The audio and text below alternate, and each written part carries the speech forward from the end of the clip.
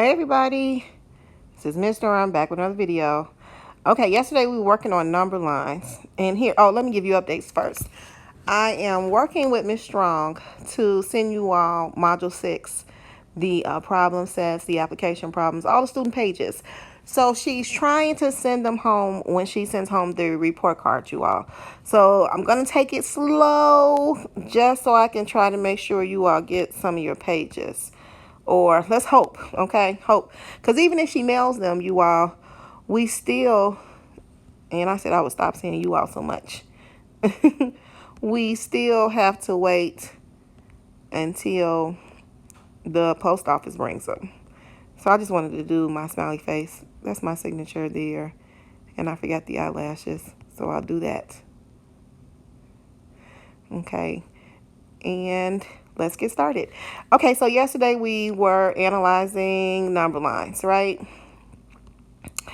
And I wanted to get refresher, okay, just so we can refresh our memories on what we learned yesterday. So I want you all to see if you can try to give me the value of A, the value of B, and the value of C. And since B is first, I'll put B, and then we have C, and then we have A. So go ahead, pause the video, and see if you can determine the value, okay?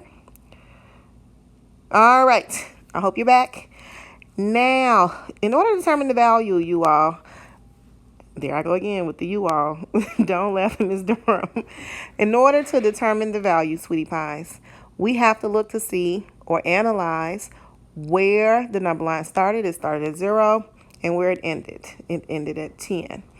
That will help us determine the values in between those numbers. So we know that there's some numbers missing. If it started at 0 and it stopped at 10, that means number 1 is missing, the number 2 is missing, 3 is missing. So let's count to see how many spaces we have in between 0 and 10 here on this number line. That's 1, 2, 3, 4, 5, 6, 7, 8, 9, 10. Oh, it's 10 even. Okay, so each space is worth 1. This is worth another 1, which gives us 2. This is worth another 1. 2 plus 1 equals 3. This is worth another 1. 3 plus 1 equals 4. So we do have values. We know that each space here, try a color. Hold on. Each one of these spaces is equivalent to 1. Okay? So now let's look to see if we can determine the value of B.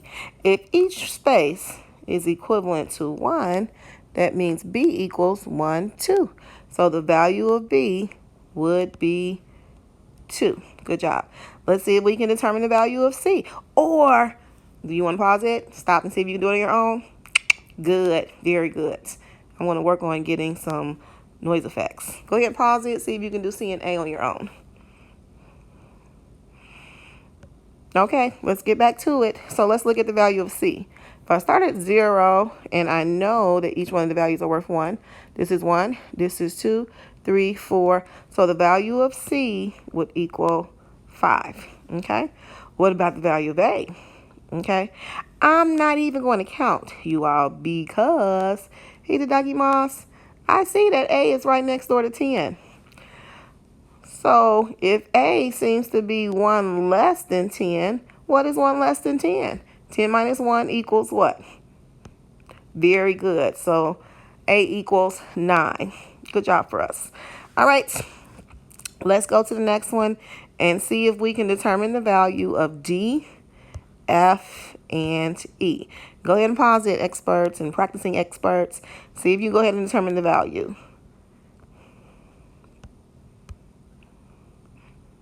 I'll get us set up here. Okay, now that you're back, first thing we really kind of need to do is analyze, right?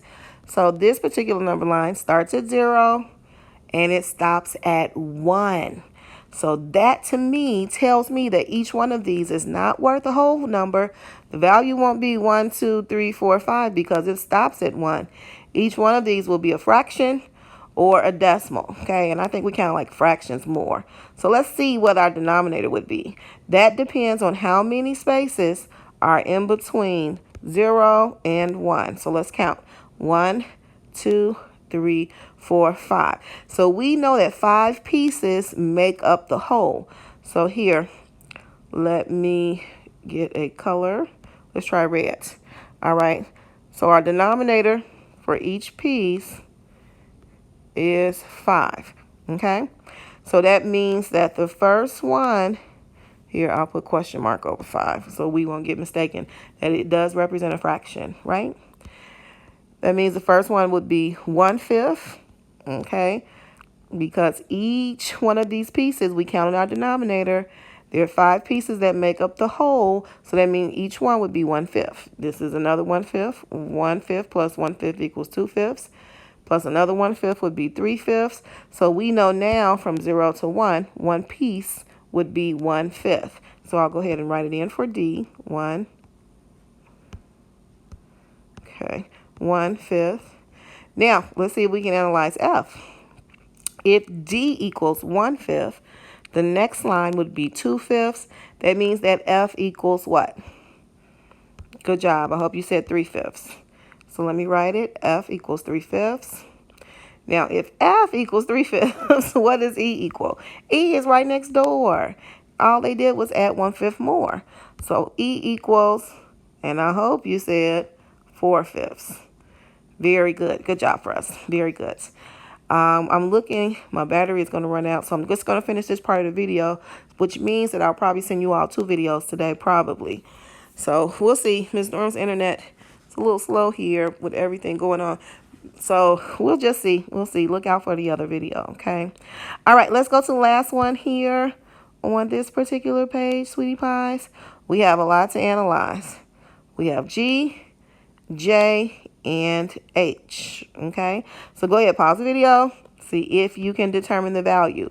The value of G, the value of J, the value of H, or some people may say the coordinate. The coordinate of G, the coordinate of J, the coordinate of H. The coordinate means where the value is plotted at on a number line, okay? So here, while you all pause the video, I'll get us set up.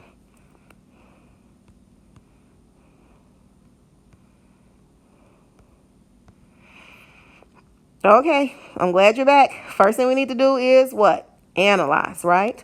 This number line starts at 0 and it goes up to 5, okay? So we know that there's some whole numbers missing. They did us a favor. They put the whole number 1 here. And how many spaces are in between 0 and the first whole number? 2 spaces, which means that I need to have 2 spaces to get me to the next whole number. So 1, 2. So that means this space would be the number 2.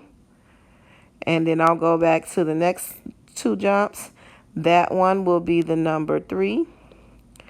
Then we go to the next 2 jumps. That one will give me the number 4. And then we just check. 2 jumps should give us to the next whole number. That gives us number 5, right? So now we analyze for the value of G, or the coordinate for G, the coordinate for J, and the coordinate for H. So what did you think? Pause the video if you need to. I should just put a symbol here. Let's make up a symbol that means pause. What does pause look like? Like that. If you see me do that, you know it means pause. I don't know. We can come up with something, you all. All right, back into it. I gave you enough time to think about it.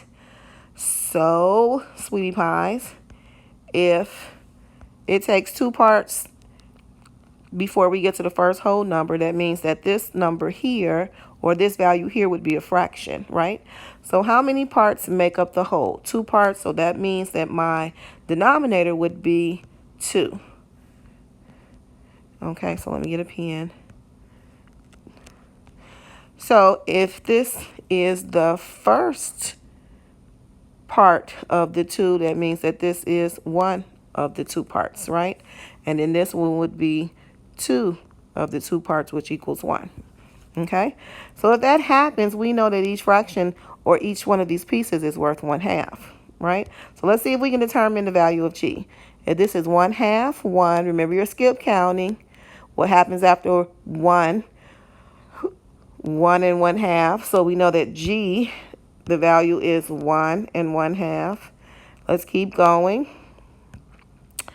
Now, if we know G is 1 1/2, the next one is 2, 2 1/2, 3, 3 1/2. So we know that J equals 3 1/2. The coordinate for J is 3 1/2.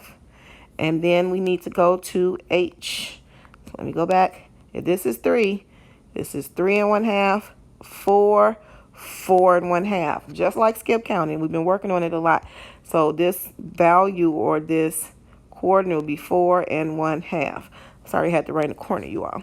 All right, I'm going to stop the video here. If you all can see, I only have 6% left. So I'll come back, look for the next video. Bye, everybody.